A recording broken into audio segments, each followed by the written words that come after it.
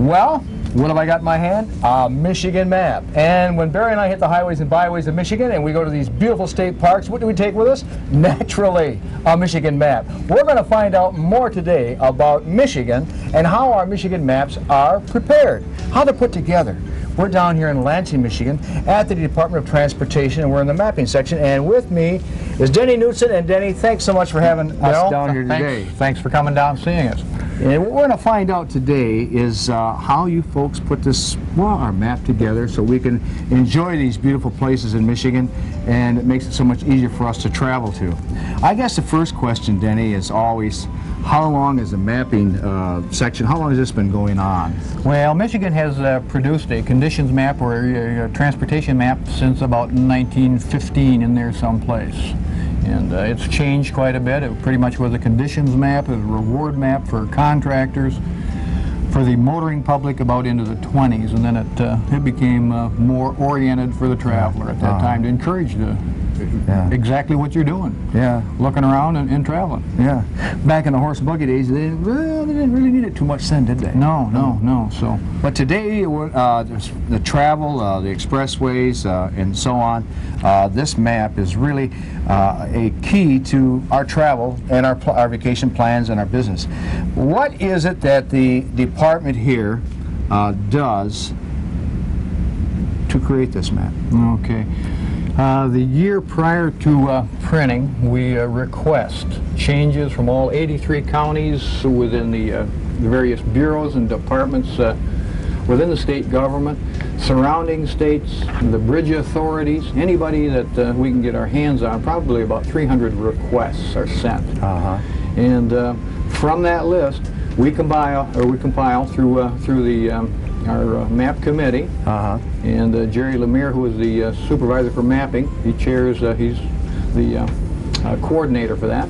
Okay. And so from that, we kick out any questionable items and we make the rest of them. So we usually make around 250 changes per printing. Okay, and per printing. Now, this map is changed how often? Every 2 years normally, so we're on a 2-year revision cycle. What was the first map, one of our first Michigan maps? What did it look like? What was well, it? This is a, this is 1924. This is a 1924 1924, you're right. Okay. And it's pretty interesting because the speed limits and so forth, it kind of dates it. But it was just purely a black and white copy.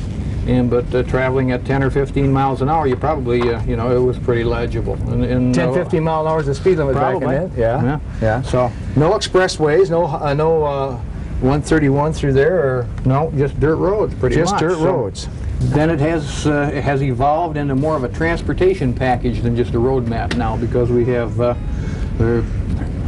airports, seaports, additional camping information on the back. So it's more of a transportation package than it ever was before, and a tourist package. Yeah, and not only that, but you can also find out, like if I want to know where Adrian was at, or if I want to know where Mile was at, I could look down the index here and it would give me an L7 or something like that, where I could cross-index it and find out exactly where it's at and how to get there. Right. Where before in the earlier maps, there was no need for that. No, it's a promotional tool now, and it's pretty valuable. We're about, it really can't take much more. It's just about reached the saturation point for information on here, but it's still a usable tool, and we have one of the best in the country.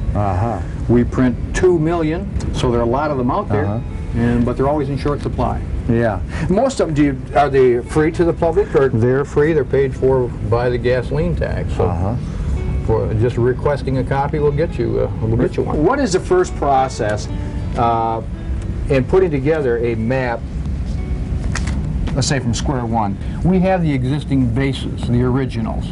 We will request correction information from all the counties, the surrounding states, and so forth, through the entire list. We'll compile them into these books. We have these working copies. From this list, from our mailing list, we have about 300 requests. We've sent this out, and this has gone to Hancock, to Mr. Manderfield. He has replied. He's given us these 3 changes. Okay, all right. Okay. And from that, they were incorporated into this revision list. Okay. Now we made 244. This revision list here? Right. We made 244 changes for the 94-95 transportation map. Okay. And that doesn't include artworks. Okay, from this list, his changes are annotated right here. Okay. Here were his changes. 82, 84, and 83 from the revision list. Adding the gravel road, adding his gravel road, and adding this road segment. These changes were listed on the work map, and as they were changed on the original plastic sheets, the map sheets themselves. Okay. Then they were marked off here. They're marked off here. So those changes will appear on the next printing. On the next as issue. Part of the 244 changes. The changes were done on these plastic sheets. Within a couple of years, the department's intent is to scan and computerize this, which is actually will be an upgrade for it. It'll give the drafting procedure a little different meaning. A lot, well, a lot bigger meaning, wouldn't it? I mean, you're going to make it, your hand sketchy now. Sure. And when it goes to computer, I mean, it's going to be we're in the last era of this right now. Then, I mean, right. So we'll run these concurrently, the old and the new. When the new can and it will meet that same quality, then the old will be dropped. And these have pretty much outlived their lives now. Yeah. These were done in the 60s. Right. And this has been a real durable and stable material. Yeah. Printers have liked it because it's the same size reproducible negative. And but to computerize it, the next generation will give it so much more flexibility. Yeah. It'll keep it clean. We can incorporate our revisions in with the drafting changes and save some time that too. Yeah. You don't have to go through the separate steps. Any surprises? Okay, for years we showed Mount Kerwood as being the highest point in Michigan. Yes, we've talked about that. And through some interest by a High Pointers Club and various groups, and finally there was some revised satellite sensing elevation data from USGS, I think, came in. And so now our Mount Arvon is actually the high point in Michigan by a foot or whatever, but it made a lot of press at the time. Mount Arvon. Mount Arvon. Okay, now where is that at to the other place? Well, in comparison, I mean, how far away? Are they next to each other? Or Well, what? they're not too far apart. They're both in Baraga County. They're both in Baraga County. Yeah. And so Mount Kerwood was named for Kerwood, the author over here. At Owasso. Okay, in Owasso, same, right, from Kerwood Castle and all the rest of it. So that's official then? Right, Is that? Mount Arvon is official. It's the high point. Jerry Lemire, as a supervisor of the Department of Mapping here, what are some of the changes that, what are some of the big changes that people won't see it on the road maps? What is the changes with the workings internally here with the Michigan Department of Transportation and the mapping here? Well, what's happening is the changes that you've seen so far that were all done manually and recorded in a notebook and logged onto a paper map will be changed in that as those changes come in, we can sit down to a terminal, make the changes instantly on the map. So when we're ready to print a map, it'll be a relatively easy and quick process rather than before it took so many hours. The months that it's taken to do all the handwork. Yeah. What's taking place, Rick?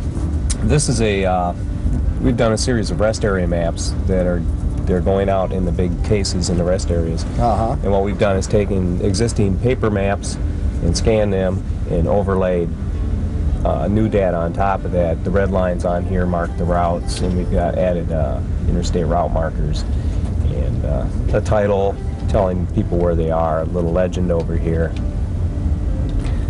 This is of Jackson area. I can zoom in here. It's turned sideways. That had to do with we were limited to how we could plot them, so we had to turn them sideways in the file.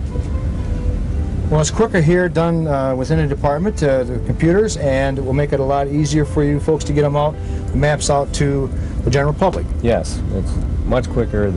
If something happens to one in the rest area, we can have one for them within a day, I'd say. Great. Instead of, how long did it take before, Jerry? Well, to recreate the map, it takes a month anyway of work, and then it was a very costly process. It was a chromalin process where it was strictly everything was manual, and it's very costly. We were looking at $200–300 a map, where now we're looking at maybe $10 or $15 a map. Wow. And the time, again, you said before it would take you 30 days or so, and now you're talking about maybe a week. A week. That is time saved. And Money saved by the taxpayer. Absolutely. Jerry, I tell you, you folks right here are doing an excellent job, from what we can see, and we just wish you continued success. Well, thank you. All right, thank you. Well, Denny, I know that there's going to be nothing but success right here with the Michigan Department of Transportation because you guys are doing an absolute great job. And now we know more about how these maps are put together and how we can get out there and enjoy Michigan at its best just by picking up a free Michigan map through the Michigan Department of Transportation. Denny, thanks so much for being part of Michigan Glad you were Magazine. here. Thank you. All right.